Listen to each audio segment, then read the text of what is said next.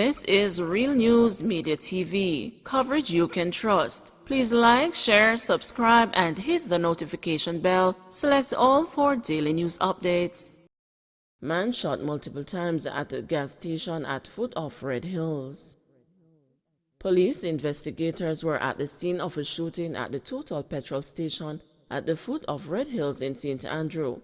One man was shot several times and rushed to the hospital. The Constabulary Communication Unit confirmed the shooting but did not know the identity of the victim. The Total petrol station was the scene of a double murder last week, and police investigators are seeking to ascertain if yesterday's shooting is linked to last week's fatal shootings that stemmed from a turf war between warring factions in the area.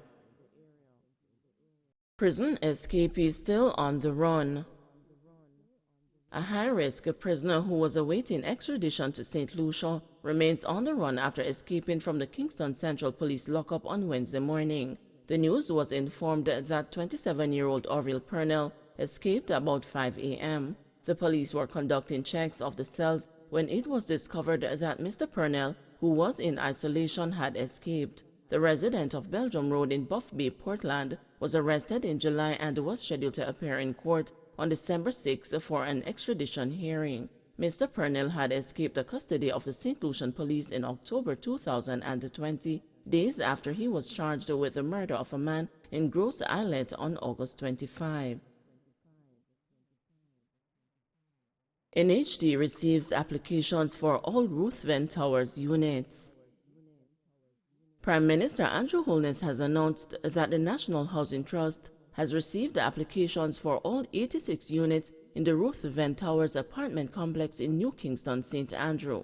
The NHT had faced backlash after it announced that the 1- and 2-bedroom units were being sold starting from $27.7 million to $37.7 million.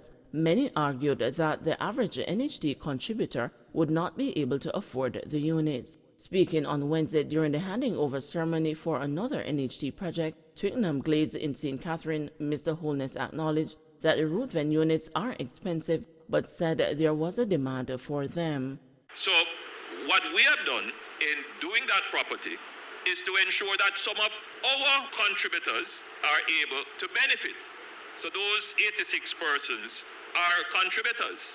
And I understand that though there was some uproar about the cost of it, that they have all been applied for, and very shortly the successful applicants will be announced.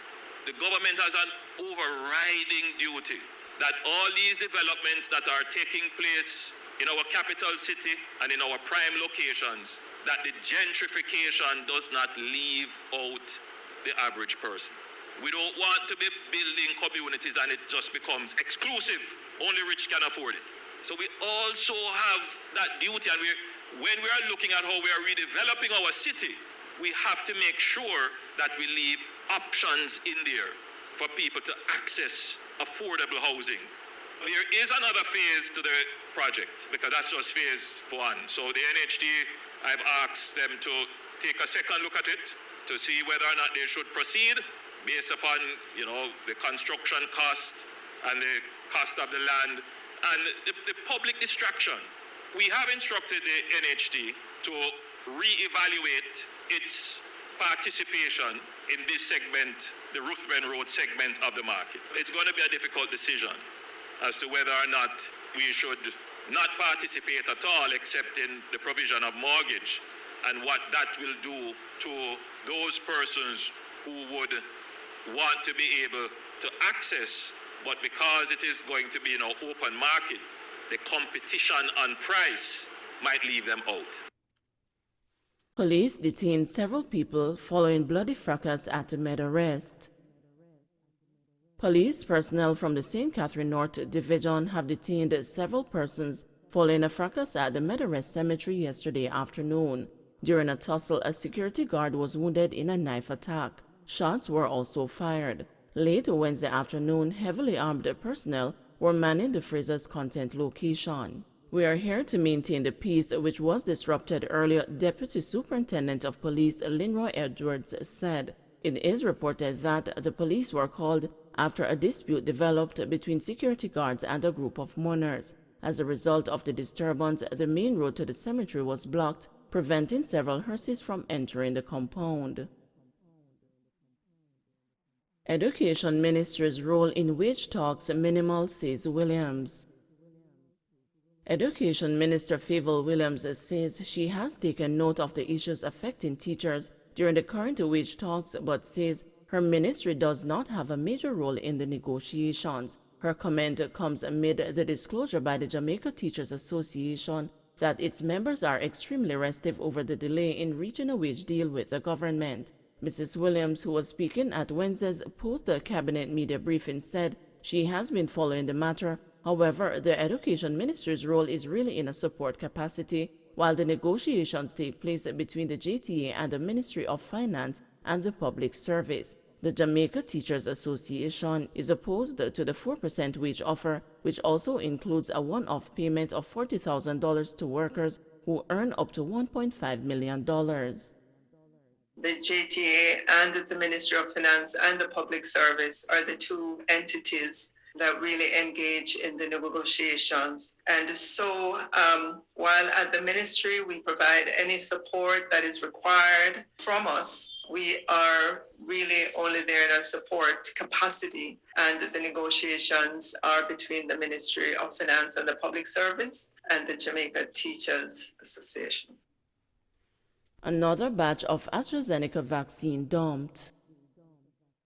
Another batch of the AstraZeneca vaccine was dumped on Tuesday by the Ministry of Health. The 130 doses had an expiration date of November 30. Dr. Melody Ennis, Director of Family Health Services in the ministry, said another batch of 30,000 doses of the AstraZeneca vaccine will expire at the end of December. At the same time, Dr. Ennis said the Ministry of Health is conducting a recount of the number of immunocompromised people who have so far received the third doses of the COVID-19 vaccine. She said the figure as of last Friday is 30, but that could be less than the actual number. I do believe that there may be some underreporting with that. I and the team have asked the field to reach out to the specialists in our hospitals, persons or nephrologists or oncologists, for them to really send in their patients who are eligible to receive the third dose. So it's 30 as at Friday of last week, but we are trying to clean the data because we do believe that there may be some underreporting here. Immunocompromised people are those who are active cancer patients, transplant recipients, those with immunodeficiencies, and others who are HIV positive and on immunosuppressives. Some public health experts and pundits have suggested that more segments of the population be offered third or booster doses of the AstraZeneca vaccine to prevent the medicine being wasted. Elderly bicycle rider killed in traffic mishap. 68-year-old Eldin Dinabod Williams died on the spot yesterday afternoon after he was struck by a car. The incident occurred while Williams was riding his bicycle in front of the Petersfield Primary School in Westmoreland. The driver of the car, who parked a few meters away from Williams's body after the incident, is now in police custody. The police say he is from Petersfield in the parish, while Williams lived at Bastard Cedar Walk. Tougher COVID testing rules for travelers to the U.S. Air travelers to the United States will face tougher COVID-19 testing rules to try to slow the spread of the Omicron variant. The Centers for Disease Control and Prevention says it is working toward requiring all air travelers to the U.S. to be tested for COVID-19 within a day before boarding their flight. Currently, those who are fully vaccinated may present a test taken within 3 days of boarding. U.S. officials have also ordered airlines to disclose the passenger names and other information about those who have recently been in 8 southern African countries. A World Health Organization official said 24 countries may have reported cases of the variant so far, but some of the early indications were that most cases were mild with none severe.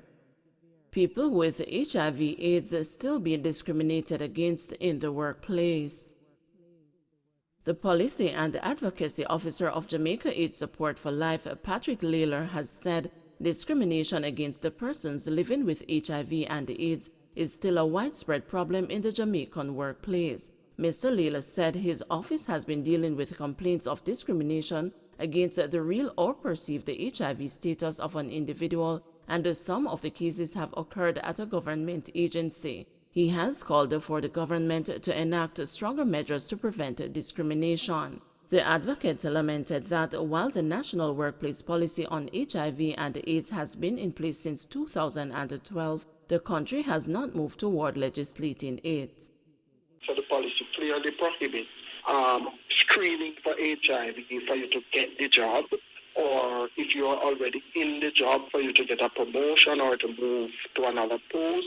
It clearly prohibits that, but it's just a policy, and the Ministry of Labour currently has what they call a VCP, a voluntary compliance program, where companies can voluntarily sign on to that program to say, we want our company to be in line with this policy that has been set up. But as I said, that is voluntary. So we still have hundreds of companies in Jamaica that are not signed on to that program and are still perpetrating discrimination against people living with HIV. So if we had, under the list of protected attributes in the Constitution, where it talks about protection from discrimination on the grounds of being male or female, political opinions, religion, and so forth, if we had health status in that list, that would at least be a significant improvement for people living with HIV, because if you are dismissed from your job or refused a job because of your HIV status, it could be clearly a violation of your constitutional right for protection from discrimination on the basis of your health status. Don't forget to like, share, subscribe, and hit the notification bell. Select all for daily news updates.